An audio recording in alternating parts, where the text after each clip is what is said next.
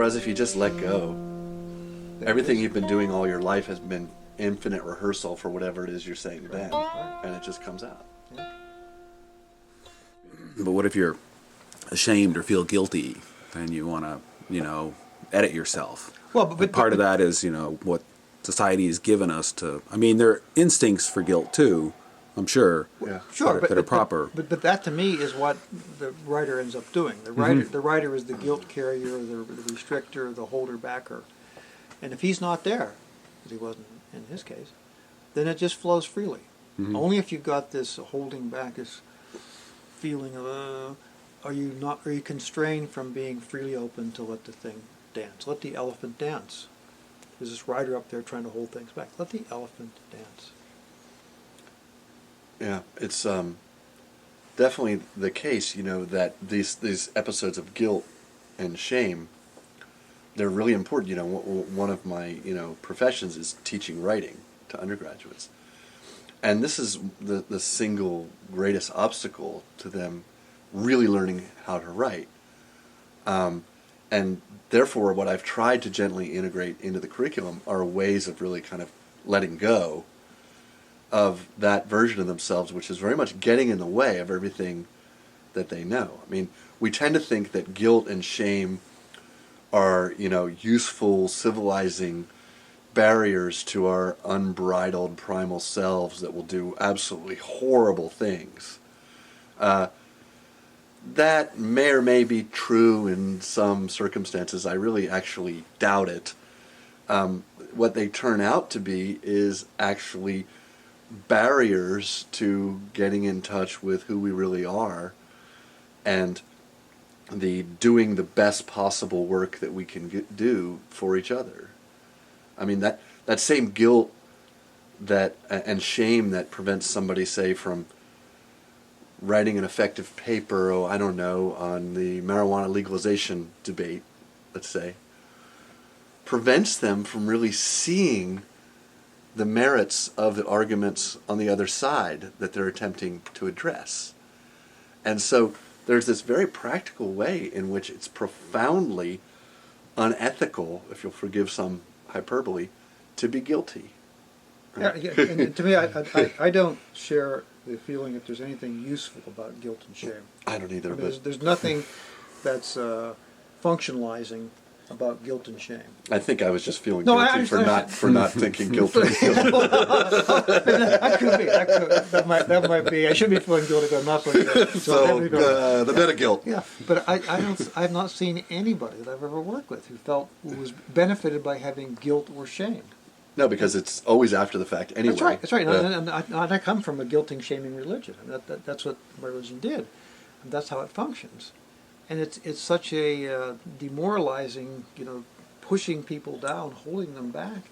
And you see how hurtful it is to people. It just doesn't help anybody be anything. It doesn't. If you're really a bad person, you're going to do a bad behavior, whatever those are. Feeling guilty about it is not going to inhibit you.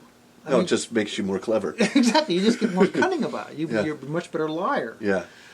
So I don't see any value behind those attributes at all. What's interesting is that as you're saying that, you're saying I come from a guilting, shaming, religious background, is that it brings to mind, I think something we've already talked about actually, which is in the book of Genesis, when Adam and Eve eat of the fruit of knowledge from the tree of knowledge of good and evil. The thing that happens is that they become ashamed. Mm-hmm. And I think what's interesting about that is that it seems to me, therefore, then the eating of the fruit of the knowledge of good and evil is not so much knowledge per se. It's very important that it is knowledge of good and evil, because knowledge of good and evil suggests a kind of subject-object split in the knowledge, that there is the knower, and there is that which is known, and there is that is good, and that is evil. Duality enters the scene. Right, so it's not so much that one falls into evil, it's that one falls into good and evil. Good and evil. The duality is the problem. Yeah, absolutely. I mean, there are certain points where we've all, made a misstep and hurt somebody's feelings, or or physically. And I think that might be the one instance where, that immediate sense of guilt, I did something, I shouldn't have, or I acted in a way that, was... I don't have any of that. No, when what happened to me, and I was like from a guilty, shaming place, and I was, driven, deterministic individual. I believed I had control of everything, and then my thoughts stopped. It turned out I had nobody to be guilty or successful or unsuccessful or be in control or plan. I just nothing. There was nobody there, so there was no logical place to go except there is nobody in control. And in fact, there's no free will. It doesn't matter. Something else is driving the bus. And it was the idea that you thought you were driving the bus that actually led you to do the bad, whatever things you had to be guilty about before in the first place. Right. I mean, and in my own experience, I would just make a slight adjustment saying it's not so much guilt that does that as the compassion that one feels when one feels the suffering of other people. And so whether intentionally or unintentionally, right? So for example, this weekend, I was talking to somebody, and I saw that the way in which I was trying to help them, actually, whoever that was making them upset, right? Was and that led me to adjust the way I was talking to them. But it didn't lead me to feel guilty because I was doing what I was doing, and I wasn't. I knew that there was no bad place that it was coming from, because there was no place that it was coming from at all. I was literally just beholding this person and giving my response to their query, of how they could live with slightly less suffering. I think if I had had a guilty response, that would have puffed up my ego more, as if I knew or ever could know exactly the right thing to say to that person outside of just my interrelation with them, right? So you see what I'm saying? The way in which the guilt could then puff up my ego and say, like, well, I know what to do with her because I made that mistake before, and now I understand, that the real way is like, well, no, and then of course it turned out in further discussion that she wasn't so much upset as she was moved, right? It was just that little part of me that was saying, oh, exactly. What are you doing wrong? Right. The ego came in, the I came in, yeah. began judging this thing, began feeling guilty about it, came up with the wrong response, which is what the I does, and you went the wrong direction, and you say, well, this could have been all averted if we just didn't have the I come jumping in here with this, oh, she's her face is, she's frowning, something bad's going on here. Yeah.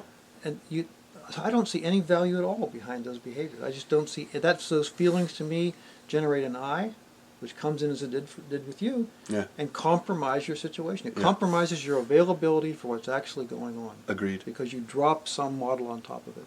And we can return to something we said in another video, which is that we can also see the evolutionary situation where that would be selected for, right? That you would be selected for having an I in order to demonstrate fitness over and above the way in which one was already demonstrating fitness through one's activities, because you would give a kind of like PR man for your fitness. And then guilt and shame would be kind of effective, almost principles of what Nietzsche would call the herd, the group bonding principles that, in some scenarios saying, okay, well, like this allowed that group to live through whatever as a group, even if it wasn't the most efficient way that they could have lived as a group. But those principles are no longer useful in the survival scenarios that we face now. No. And probably emptiness would have been a more useful survival scenario now. But evolution doesn't always take the most useful, only the one that works in that situation. Right. Yeah. Well, we went from an asocial species to a highly social species, so we needed that herd instinct and that ability to, cast out certain people. That was required, and you feel guilty because you think that is something, you're breaking the herd rules, so you may deserve to be cast out, or that may happen to you. But yeah, it doesn't really fit with moving beyond the social species to become an integrated species again. But to me, I think it's the guilt is a mentalized emotion of our fear. Our fear was being thrown out of the tribe. If we get thrown out of the pack, we die. Yeah, yeah. We get no more babies, no more genes, and we die. Right. And so we were. So the guilt identifies terrified. The behaviors that we're afraid of. This behavior. Yeah, this behavior might get me thrown out. Thrown out, and I'll die. And then often we want to switch that and make it anger instead, because if the fear is we're going to be thrown out and we want to resist that, and a better response is, okay, let me attack whatever it is that's making me feel guilty, or change the situation with some other stronger emotion. Right. But as we've talked before, this is so now counterproductive. It's so useless because almost all of our battles are mental battles with ourselves or with imaginary foes or problems. Yeah. I mean, we're no longer small groups battling against each other. No. We're not moving, in that direction. I mean, it doesn't even matter. I mean, yeah, it's good to care for your kids, but if they're adopted kids, you will care for them just as much. Yeah. I mean, there may be some minor instinct still toward, abusing adopted kids more than biological kids. Yeah, but we are so capable of, and really, we're all clones anyway. I mean, our species is so similar to, from one person to the next that, having this strong, whether it's competitiveness or, a desire to really see your group succeed. I mean, the loyalty thing is really should be toward the species. I think Nietzsche was saying this too, right? We want to move and raise the species even more, and not the subgroups anymore. Not the institutions, not the nation states. Right. Yeah, and I thought some of your work is some of the best I've seen. To disabuse people of this perception that I'm a whatever, this particular bunch of persons or this person. You look at this. I'm not sure you've seen it or not, but down his hall, he's got pictures there of people's faces. Yes. And you lift them up, and Mark's one of the best in the country of going to genetically, what is this person? What percentage of their genes are A, B, and C? And said, oh my gosh, this person must be this kind. Oh my gosh, this, and this, or this, and this. And I think I told you, but I sent my grandkids' DNA off to be this National Geographic IBM type study, and they traced back to where the kids came from. We all came out of Africa. We know that. All came out of Africa, and how they came out of Africa. And it was great showing it to a 7-year-old who looked at it and says, "Oh, we all came from Africa." And it's so disabusing. I think we get the information out that in fact we did all come from the same place. We know roughly when we came out of there, what path we took. We know some people went west, some people went east over into India and China. We know that. I mean, let's get over it, people. And we're all the same thing, plus or minus not very much. And to loop back to the previous discussion about, the unity, therefore, beyond all religions, what would we expect if we're all coming from the same planetary kind of origin? Yeah.